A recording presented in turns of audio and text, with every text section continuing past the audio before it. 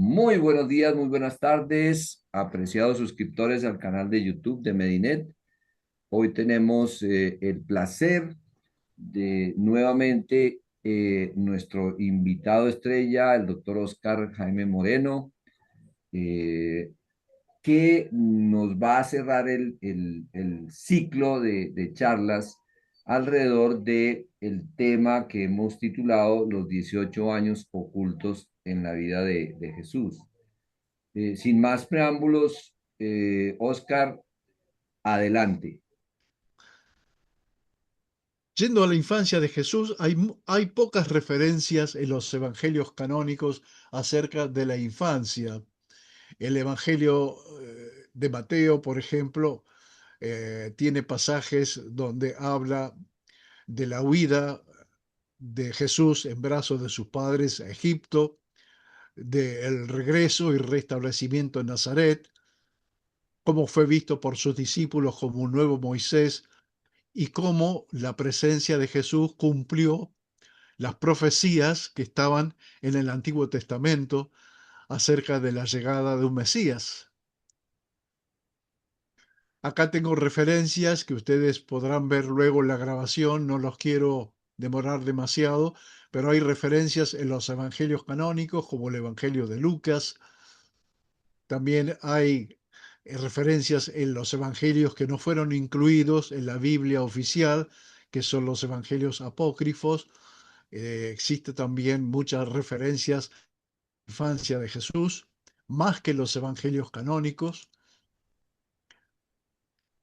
Acá están enumerados los hechos, en los evangelios de Tomás especialmente.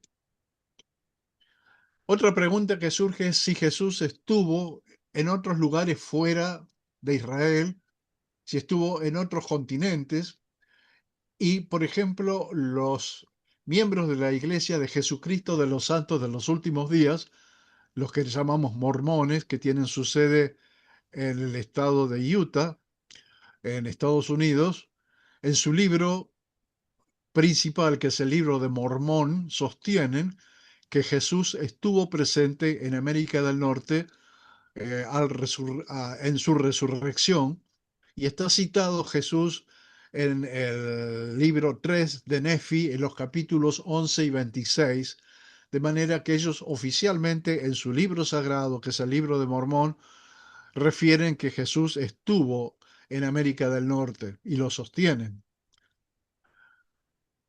Esta es la sede de la iglesia mormona en Sand Lake City, en Utah, y como pueden ver, y seguramente en Colombia existen templos de la iglesia mormona que son templos que tienen una arquitectura impresionante, mostrando el poder económico que esta iglesia, que cobra el diezmo a sus miembros, el poder que ha llegado a alcanzar en Estados Unidos y fuera de los Estados Unidos.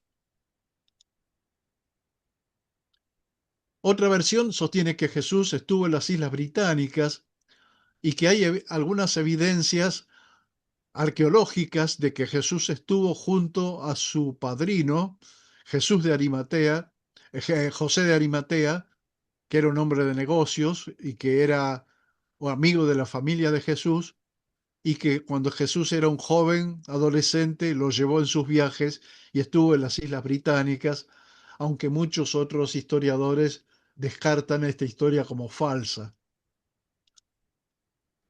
Estuvo en el Tíbet, bueno, ya se ha mencionado, lo mencionó Gustavo, que hubo un investigador, Nicolás Notovich, que hizo un viaje por Oriente y que investigó las evidencias que había en el Tíbet sobre la presencia de un israelita que fue una especie de mentor, de gurú filosófico llamado Isha, y que era en realidad Jesús que había estado viviendo en el Tíbet por mucho tiempo y terminó Notovich escribiendo este libro llamado La vida secreta de Jesús, donde relata toda su aventura por el Tíbet, los escritos a los cuales tuvo acceso y las evidencias que encontró sobre existencia y permanencia de Jesús en el Tíbet.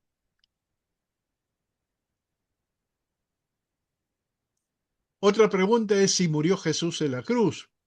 Por supuesto, los cristianos estamos creyendo y convencidos de que Jesús murió en la cruz, y la mayoría de los historiadores serios reconocen que Jesús sufrió crucifixión y fue muerto en la cruz, aunque hay quienes niegan esto y que dicen que Jesús fue bajado de la cruz en un aparente estado de catalepsia y que fue puesto en la tumba que ofreció Jesús de Arimatea, pero que no estaba muerto y fue sacado por sus discípulos en la oscuridad de la noche.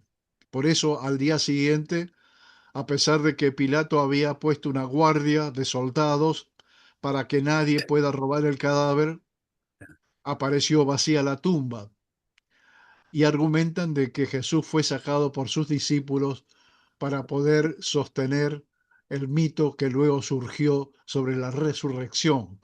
Sin embargo, la mayoría de los historiadores serios, incluso muchos de ellos ateos, sostienen de que Jesús efectivamente murió en la cruz, y hasta se han hecho estudios sobre la fisiología de la muerte en la crucifixión y sobre cómo debían haber sido puestos los clavos en los brazos de Jesús para poder sostener el peso de su cuerpo, y que los clavos no fueron puestos en sus manos, sino fueron puestos en sus muñecas.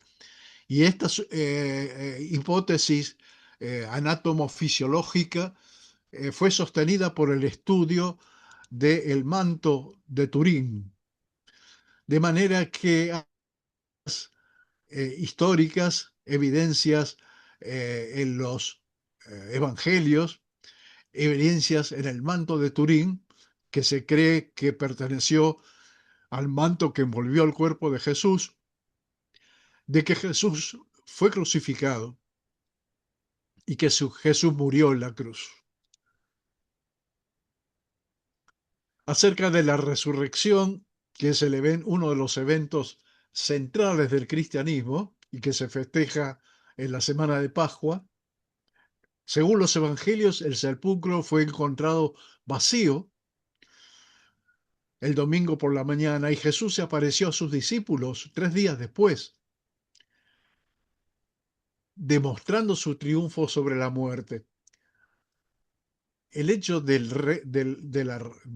la resurrección, que es tan difícil para nosotros que estamos formados bajo las normas de la ciencia verificable, creer que en algún momento de la historia un ser humano haya resucitado de la muerte es algo muy difícil de creer, pero también es muy difícil de creer que hombres tan sencillos como los apóstoles, que cada uno de ellos tenía su vida propia, su familia, su manera de existir, hayan abandonado todo eso para dedicarse a difundir las enseñanzas de Jesús y para sufrir las torturas y la muerte a mano de sus perseguidores, si no estaban absolutamente convencidos de que estaban defendiendo la verdad, sin renegar de ella.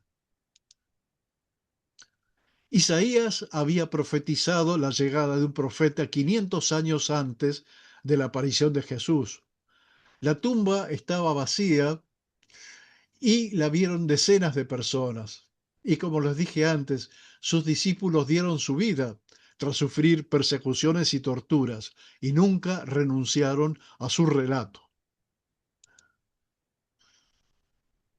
Se han hecho muchas hipótesis sobre los rostros de Jesús, y a lo largo de la historia muchos pintores o escultores se han imaginado cómo sería Jesús, y aquí puse algunas muestras que diversos artistas en diferentes épocas han propuesto para la imagen de Jesús, pero ninguna tan impresionante como la que surge del estudio de la sábana santa o el santo sudario de Turín, que inicialmente se había descartado en base a estudios con carbono 14 y que recientemente se volvió a examinar y se vio que esos estudios basados en carbono 14 habían sido estudios basados en contaminación de tejidos, pero que los tejidos realmente auténticos de la sábana santa de Turín databan de hace 2000 años y que esa imagen no podía haber sido creada ni con pintura ni con ninguna otra técnica conocida hasta la actualidad.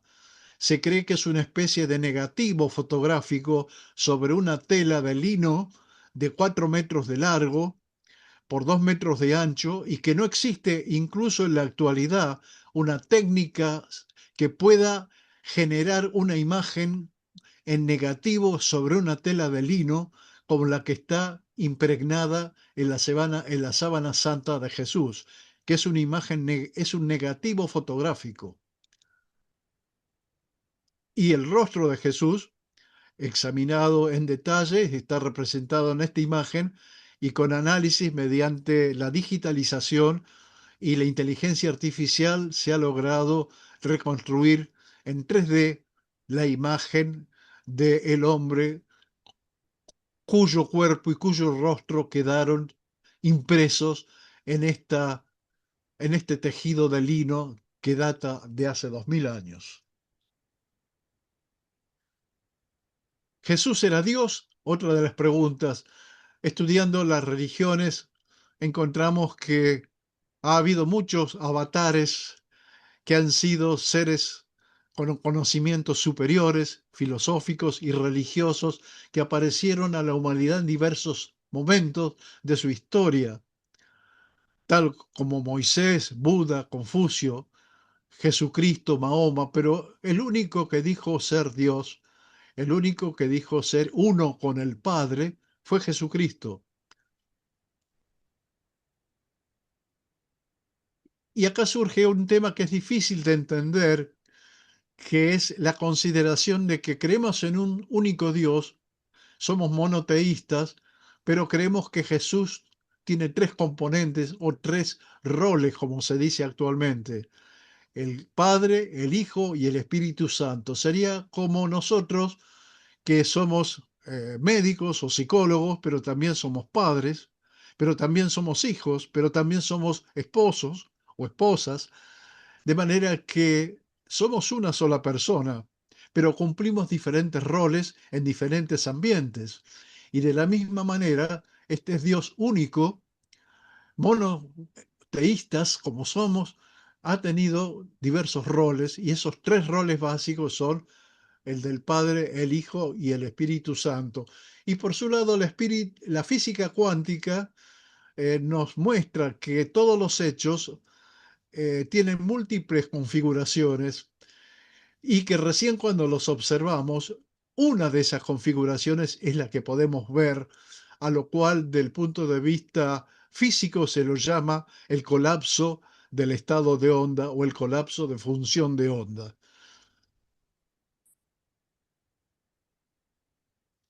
Otra situación similar se da con el agua. El agua es agua, ya sea que esté como líquida o como sólida, como hielo o como gaseosa, como vapor. En cualquiera de esas formas, el agua sigue siendo agua, pero tiene diversas formas o roles.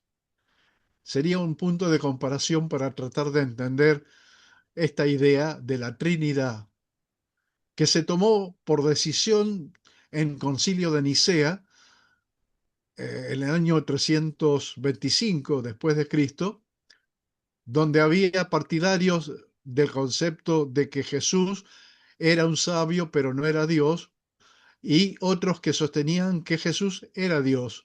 Y finalmente triunfó la postura de que Jesús era Dios o hijo de Dios, y es el concepto que se mantiene hasta nuestros días, donde la iglesia cristiana, ya sea católicos como protestantes, sostienen que Dios es uno, pero que tiene tres aspectos o roles: el Hijo, el Padre y el Espíritu Santo. Surgen luego elementos que son más difíciles de aceptar por personas que no forman parte de la Iglesia Católica, como el fenómeno central de la Eucaristía. La Eucaristía, que quiere decir acción de gracias, es el fenómeno por el cual el pan y el vino se transforman en el cuerpo y la sangre de Jesús, representando el momento de la última cena, cuando Jesús le dijo a sus discípulos: coman de este pan y beban de este vino, porque este es mi cuerpo y mi sangre, y en base a esto establezco un pacto con ustedes, de que cada vez que coman este pan y beban este vino, están recibiendo mi cuerpo y mi sangre. Y eso se transformó en uno de los principales sacramentos que recuerda la Iglesia Católica y que ha denominado Eucaristía. Y mencionan un fenómeno mucho más difícil de aceptar para científicos, que es la transubstanciación, que es la conversión real del pan y el vino en el cuerpo y la sangre de Jesucristo. Ha habido algunos investigadores que han dicho que han comprobado que la hostia se ha transformado en un tejido vivo, cardíaco, y que el vino se ha transformado en sangre. Y algunos investigadores han sostenido esto, aunque la mayoría dice que esto es un acto de fe y que no existe una prueba científica fehaciente sobre este original, extraño y difícil de creer, que es el fenómeno de la transubstanciación. Así que hay un científico, que es el doctor Ricardo Castañón, que dice haber comprobado científicamente, con evidencias, de la veracidad de este fenómeno, como se ha verificado en el famoso caso del anciano en Italia, o en estudios que se han hecho en muestras en Buenos Aires. El doctor Ricardo Castañón Gómez ha publicado un libro que ustedes van a poder ver en, en este link que pongo aquí abajo. El libro se llama Crónico de un milagro eucarístico, y menciona con detalle este fenómeno de evidencia científica de la Eucaristía. Un tema que, repito, es difícil de entender y difícil de creer basado en la ciencia. El bautismo es un hecho, un acto de fe que significa un nuevo nacimiento, que se lo mencioné al principio, y que ya sea que se haga por colocación de agua sobre la frente del bebé, o que se haga en el adulto por inmersión, representa un segundo nacimiento bajo la tutela de la fe y de la creencia en Jesús, tal como Jesús mismo lo hizo a los 30 años.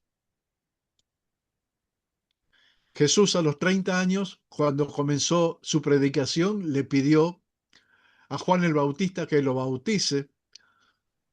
Y Juan el Bautista le dijo: ¿cómo te voy a bautizar? No tengo yo autoridad para bautizarte. No soy digno de atar los cordones de tus sandalias. Porque Juan el Bautista sabía que Jesús era el Hijo de Dios. Y Jesús le dijo: no, bautízame, para que se cumplan las escrituras. Y Juan el Bautista bautizó a Jesús a los 30 años, antes de iniciar su etapa final de predicación. ¿Cuál fue la misión que tuvo Jesús? Acá hay dos posturas. La visión tradicional, y que es la que Jesús vino al mundo a pagar con su sacrificio los pecados de la humanidad, cosa que estaba totalmente instaurado en el judaísmo, y los judíos representaban con el sacrificio de un cordero el pago por los pecados en Pascua. Y Jesús, a raíz de ser el representante de ese cordero y pagando por los pecados de la humanidad, fue denominado el Cordero de Dios. Esa es la visión tradicional.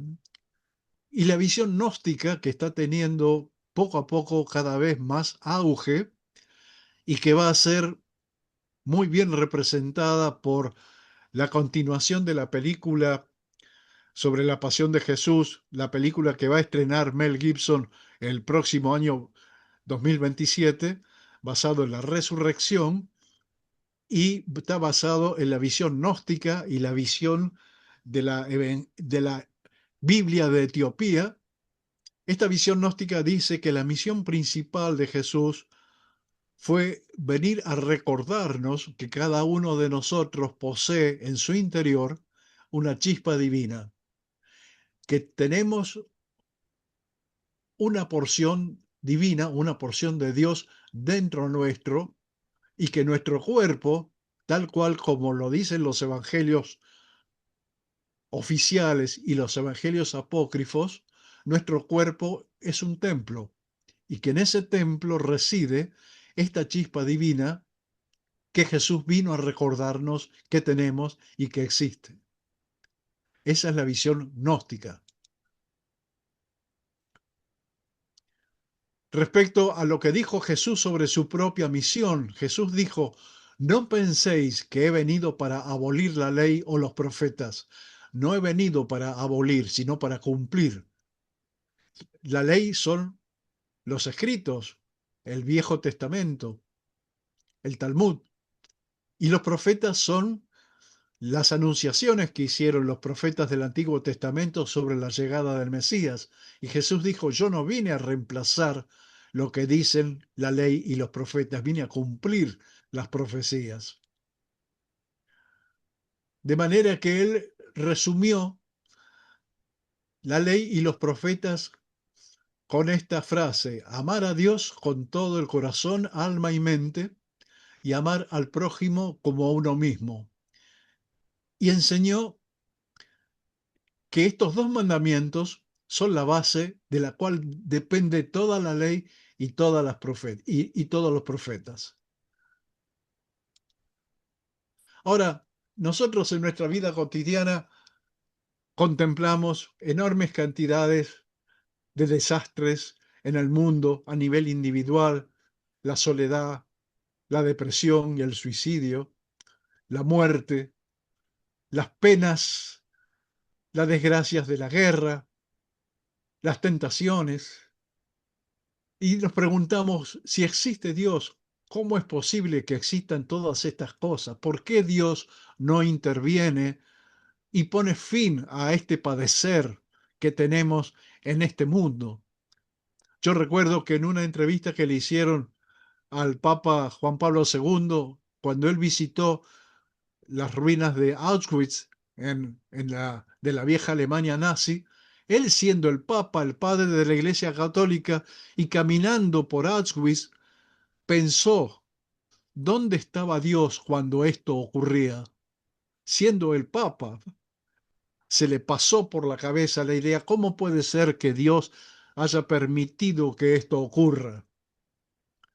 Y de ahí surgió la respuesta que él se dio a sí mismo, de que Jesús nos dio la libertad, nos dio el libre albedrío. Nosotros, como seres pensantes, tenemos la responsabilidad sobre nuestra espalda de nuestras acciones, y podemos elegir entre esa vieja disyuntiva del bien y el mal. Y recordó en la parábola del hijo pródigo la alegría que Dios tiene como padre cuando ve que un hijo que se había alejado para vivir una vida mundana decide volver a los brazos del padre para retomar las enseñanzas que en algún momento había abandonado. Esto lo relata Jesús en la parábola del hijo pródigo. Otra de las preguntas es si tiene efecto la oración, si el orar tiene algún efecto. Se ha comprobado con estudios fisiológicos, con registro de las actividades eléctricas del cerebro, de la presión, del corazón, de la respiración. Se ha logrado demostrar científicamente los efectos fisiológicos de la oración, y que son efectos positivos tanto a nivel mental como a nivel fisiológico. Acá yo les muestro una una lámina que muestra un estudio que se ha hecho sobre los efectos físicos, psicológicos y relacionales de la oración. Y aquí un libro, un trabajo publicado por Newman, Neslek y Trash en el Journal of Personal Society and Psychology. Ustedes pueden copiar este link y consultarlo, donde habla de los beneficios y la dinámica mental y fisiológica de la oración. Ahora, ¿cómo se integra todo esto? Pecado, culpa, arrepentimiento, perdón. Aquí les represento esta imagen que yo había ya presentado en la charla que tuvimos inicial sobre Marcos Aguinis, donde tenemos un componente que es el de nuestras normas innatas y aprendidas, la llamada conciencia moral, lo que el psicoanálisis llamó el super yo.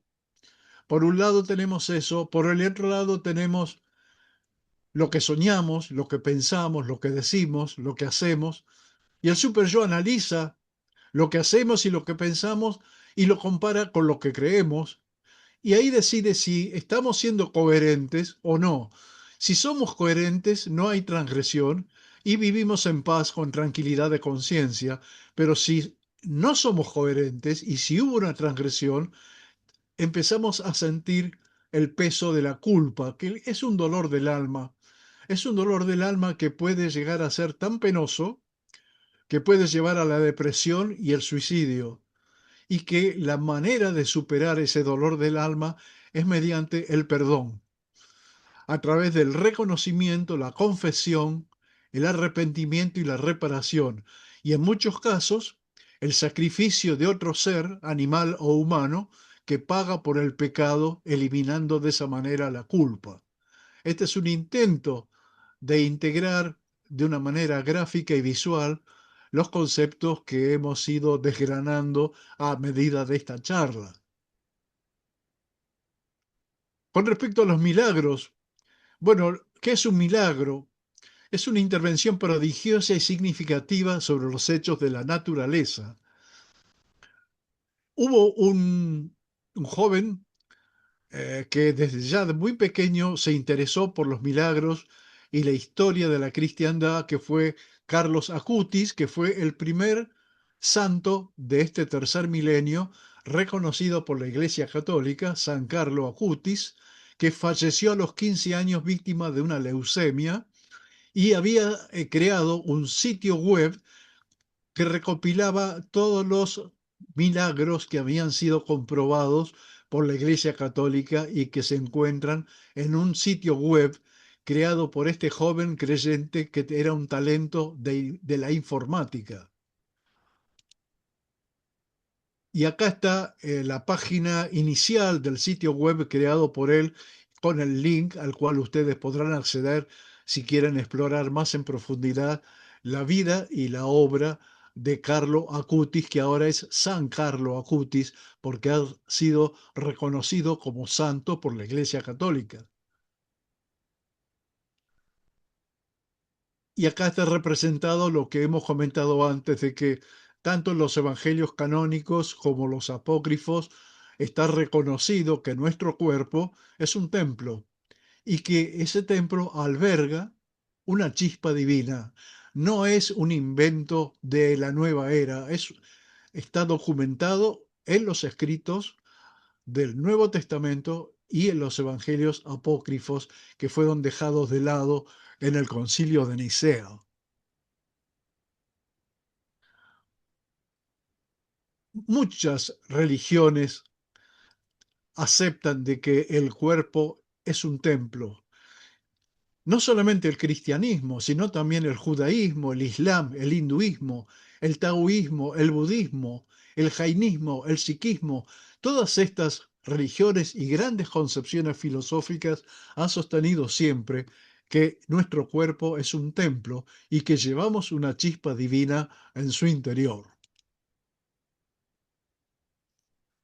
Otro de los mitos era, especialmente cuando yo era joven, que ser inteligente, ninguna persona inteligente podía ser creyente, porque un ser inteligente se va a basar en los hechos de la evidencia, en los hechos de la ciencia, y que si una persona era lo suficientemente inteligente, no podía aceptar cosas tan difíciles de entender como la resurrección, la transubstanciación, la Eucaristía, el bautismo, etcétera. De manera que se consideraba que un hombre de ciencia tenía que ser necesariamente ateo. Pero resulta que si se analiza a los premios Nobel de Ciencia, se encuentran que solamente el 5% de ellos son ateos.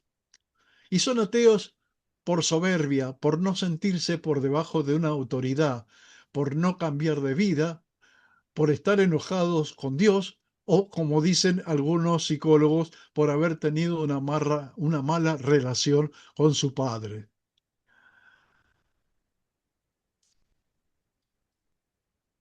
Este libro, El espejismo de Dios,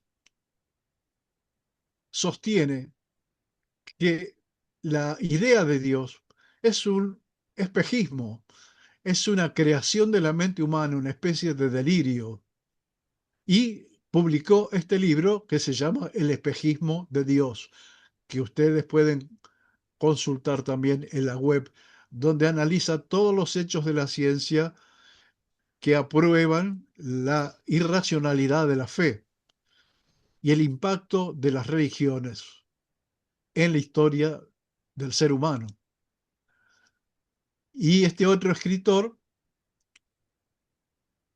Sayed Ahmed Al-Hassan, escribió un libro totalmente opuesto al libro de Dawkins y que se llama La ilusión del ateísmo, donde él demuestra también con hechos científicos que hay muchísimos hechos científicos que apoyan la creencia en un creador, en un arquitecto, en un alma superior, en contraposición a lo que otros científicos como Richard Dawkins, Ned Kramer o Stephen Hawking han sostenido en sus vidas.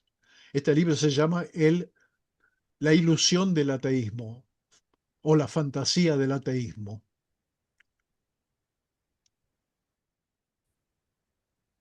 Acá algunos otros famosos ateos, muy reconocidos en el mundo de la ciencia. Y la pregunta es si ha habido otras figuras similares a Jesús, y sí, las hubo. Uno de los primeros fue Krishna, que se cree que vivió 3000 años antes de Cristo y que fue uno de los fundadores de las filosofías religiosas que se expresaron luego en antiguos escritos como los Vedas. Horus, en Egipto, también miles de años antes de Cristo. Buda, surgido en la India, en el Tíbet.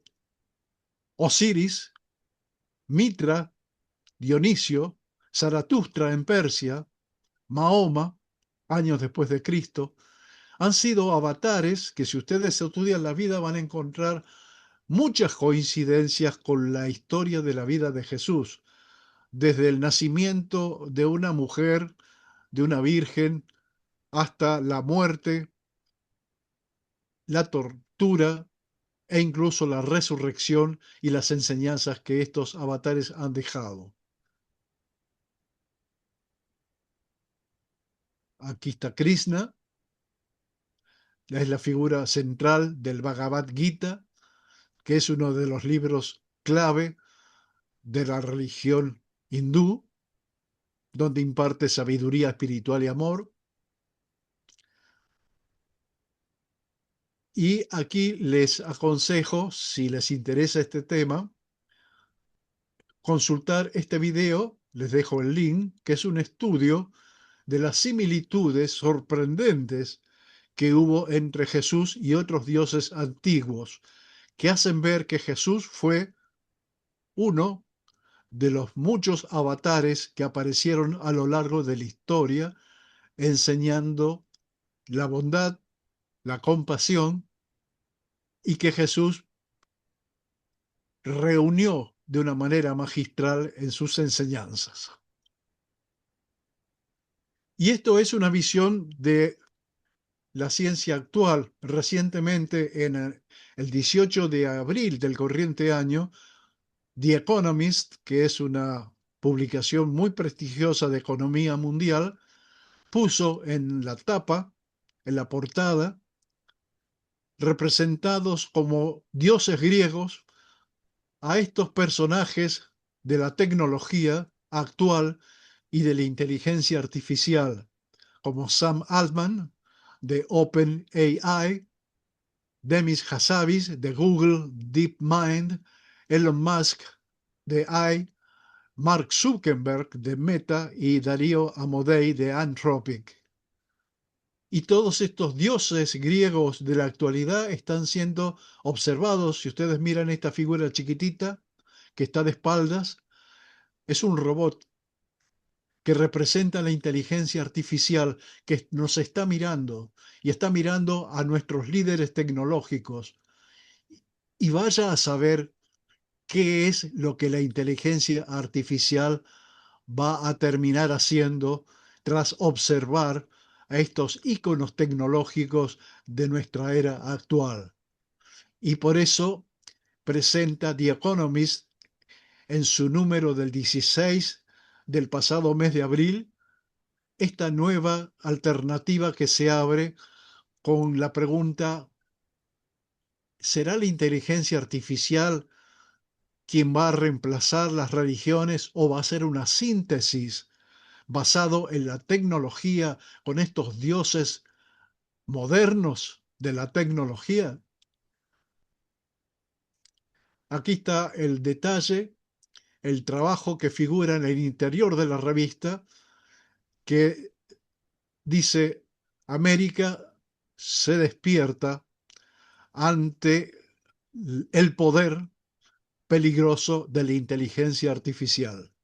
De manera que esto, ustedes ven que esto no es producto de una mente afiebrada, que esto se está tratando en los más altos niveles del conocimiento y la ciencia actual.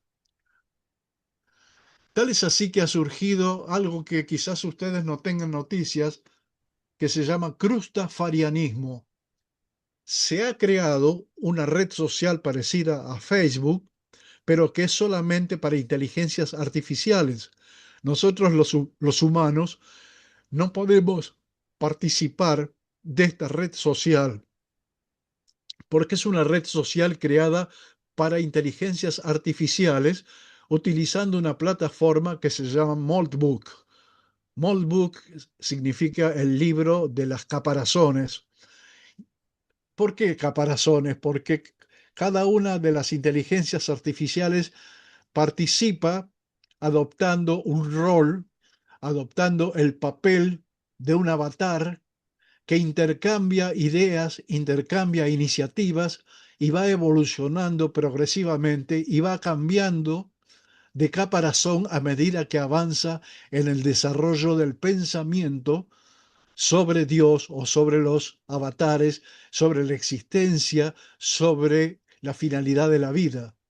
Y les repito, esta es un sitio web que está exclusivamente dedicado a inteligencias artificiales que han llegado incluso a crear un lenguaje propio para que los humanos no podamos entender lo que dicen. Y esto se llama crustafarianismo.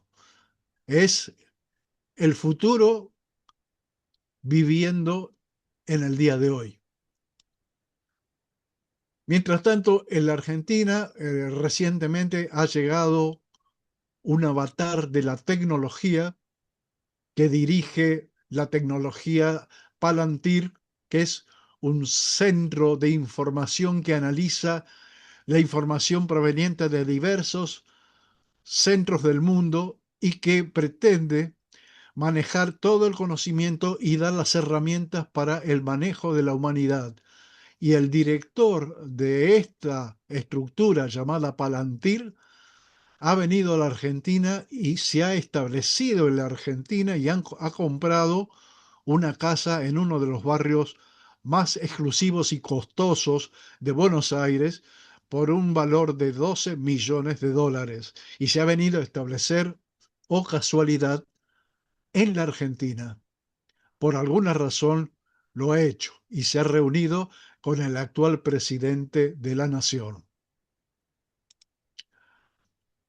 Otro punto sumamente interesante es el que les mencioné, el surgimiento de la Biblia de Etiopía. Etiopía es un país que se encuentra al sur de Egipto y Sudán, en el continente africano, muy cercano al Mar Rojo y una de las zonas en conflicto en la actualidad, y alberga una de las Biblias más antiguas que no fueron editadas por el Imperio Romano, que es la Biblia de Etiopía,